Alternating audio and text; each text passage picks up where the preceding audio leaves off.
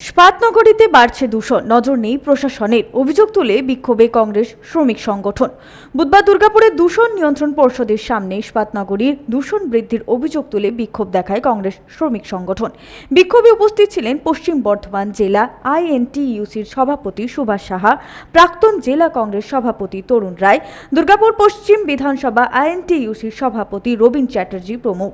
আইএনটিইউসির জেলা সভাপতি সুভাষ সাহা বলেন, দ্রুত দূষণের বিরুদ্ধে কড়া পদক্ষেপ গ্রহণ করতে হবে দূষণ নিয়ন্ত্রণ পর্ষদকে। দ্রুত ব্যবস্থা গ্রহণ না করলে তারা বৃহত্তর আন্দোলনের পথে হাঁটবেন। আপনারা জানেন, সারা দুর্গাপুরে যেভাবে পলিউশন বেড়ে চলেছে, তার ফলে সাধারণ মানুষের নাভিশ্বাস উঠছে এবং চারিদিকে দূষণ, এত দূষণ যেটা আমাদের দিল্লির যে সেন্সাস তাকেও হার মানিয়ে গেছে। আপনারা নভেম্বর মাসে দেখেছেন।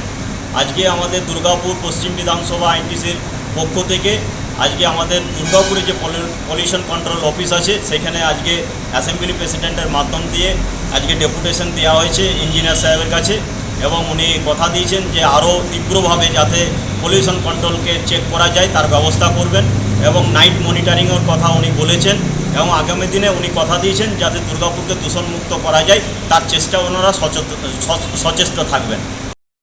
সনাতন গড়াই, 99 নিউজ বাংলা, দুর্গাপুর।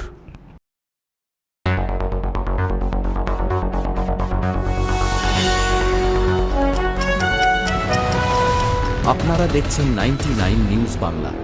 বদলাবো আমরা।